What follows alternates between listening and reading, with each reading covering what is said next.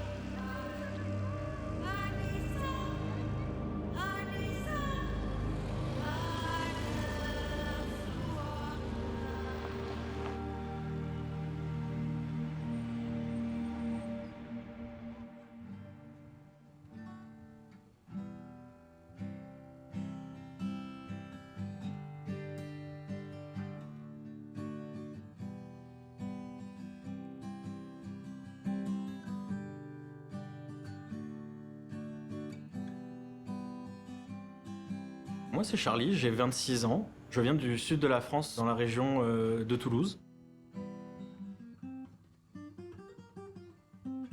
Quand j'étais jeune, on écoutait quand même beaucoup de musique à la maison. Même si mes parents ne jouaient pas d'instruments spécialement ou n'étaient pas musiciens en tant que tels, ça m'a donné envie après, plus tard, quand j'ai découvert qu'on avait une école de musique pas loin de chez nous, justement, de commencer en fait la guitare.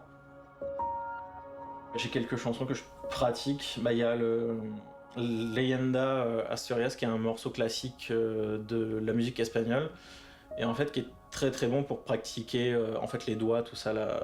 Et j'aime beaucoup aussi la vibe du morceau, la sonorité.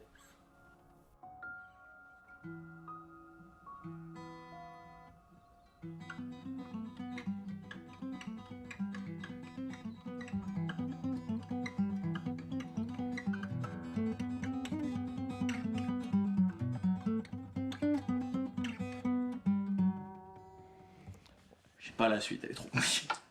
J'ai quand même eu un parcours scolaire assez classique, mais j'ai commencé à m'orienter à partir de la fin du secondaire vers plutôt la robotique et les sciences en général. Donc notre travail en fait pendant nos études, c'était de répondre à la demande d'industries qui avaient besoin de machines pour des besoins particuliers, mais qui n'existaient pas sur le marché. Donc il fallait les concevoir et les construire pour les livrer par la suite aux industries demandantes.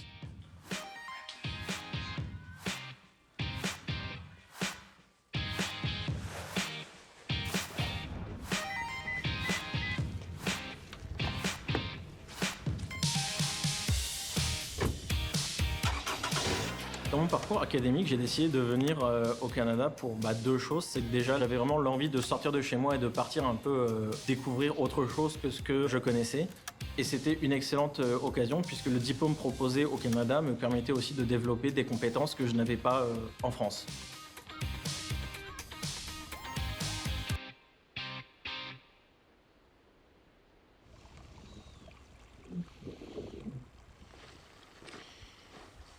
J'ai terminé mes études au Canada aux alentours de 2018-2019. Donc je suis rentré en France à partir de là. Et donc à partir de là, j'ai cherché un emploi et je suis arrivé au Canada finalement en juillet 2021.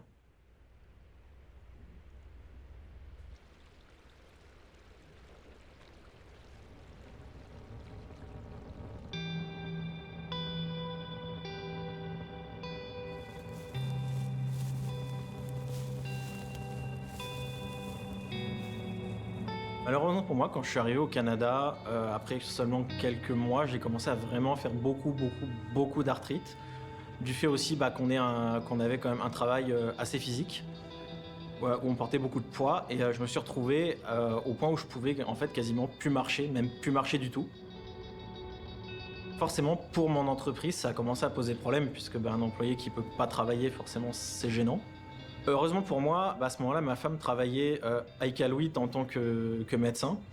Donc elle m'a soutenu financièrement en fait le temps que j'étais tout seul et que j'étais malade parce que sinon je pouvais plus payer ni mon loyer ni ma nourriture.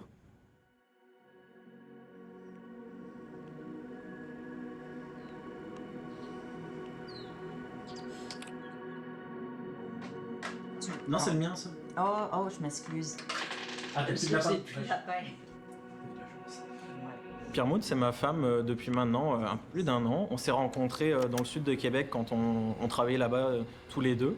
C'est quelqu'un d'extrêmement investi dans ce qu'elle fait. Quand elle se met dans quelque chose, elle y va jusqu'au bout, puis elle donnera toujours de son temps et de sa personne, même quand elle n'a pas de temps pour elle. Tu te rappelles quand est-ce qu'on s'est rencontrés? Tu te rappelles, au lac de chemin, c'est une des collègues de travail qui m'avait parlé de toi. Elle m'avait dit, tu connais le français? Elle avait utilisé d'autres termes par la suite. Puis j'ai dit, non, je connais pas tous les gens de la place. Surtout pas tous les Français de la place. Puis finalement, on s'est rencontrés par la suite. Mais parce que les semaines Non, non, c'est comme ça. Non. Ça va? C'est là. Non, c'est là. Ah, c'est là? Ouais. Ah, ok, excuse-moi. Tu sais, dans le temps que Charlie avait un permis de travail et qu'il était pas malade, ça allait quand même bien. Par la suite, ça s'est vraiment plus compliqué avec l'immigration, tout ce que le processus. Tu sais, il y avait un permis de travail fermé ou avec sa maladie. Tu sais, tu faisais de la retraite, tu pouvais pas marcher, c'était plus sécuritaire pour toi de travailler. Tu sais, il y a eu un moment où j'avais peur de te perdre, puis je me rappelle que je pleurais en allant travailler en me disant, tu sais, ça se peut que je perde Charlie, puis je veux pas le perdre à cause de l'immigration, et je veux pas encore perdre Charlie à cause de l'immigration. Tant que t'as pas les papiers en main, t'es jamais dans une situation qui est stable ou sécuritaire. Ça finit toujours bien. Sinon, Ça finit toujours bien. on sait que ça peut pas être pire. C'est ça. Quand nous sommes arrivés à Iqaluit, on avait à peu près connaissance qu'il y avait une communauté francophone, mais on n'avait pas de contact, on savait pas trop où c'était, comment ça fonctionnait et tout ça. J'ai commencé les cours avec le centre de formation puisque ma femme travaillant à l'hôpital, le gouvernement paye des cours en fait. Du coup, le centre de formation a ouvert officiellement un cours de français à l'Inuktitut. C'est quoi t'écris? Nous voyons. Ah oui, c'est cute.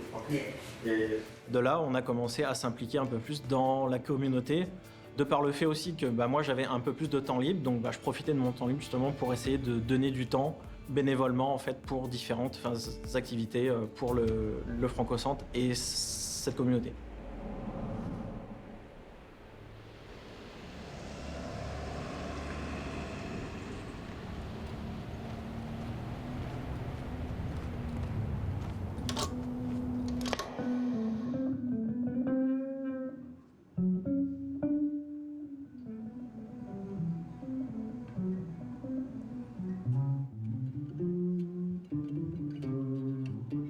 Pour être honnête, j'aurais jamais pu dire il y a 3 ans que j'habiterais dans le Grand Nord du Canada. Et en fait, c'est plutôt des belles surprises parce que c'est un peu des expériences de vie où on se retrouve des fois dans des embûches et on finit par s'en sortir, puis ça nous permet de découvrir plein de nouvelles choses. Si je pouvais dire quelque chose au mois d'il y a peut-être 3-4 ans, tout fraîchement arrivé, je lui dirais juste continue de faire ce que tu fais, puis il faut pas lâcher, puis il faut continuer. T'as pas fait des sacrifices et des efforts pour rien. Pour être honnête, je sais pas ce que le futur me réserve, mais je sais très bien que même si on a toujours des embûches, ça se finit toujours bien, donc je m'en fais pas trop. Je sais que faut rester positif, puis que ça ira bien dans la vie.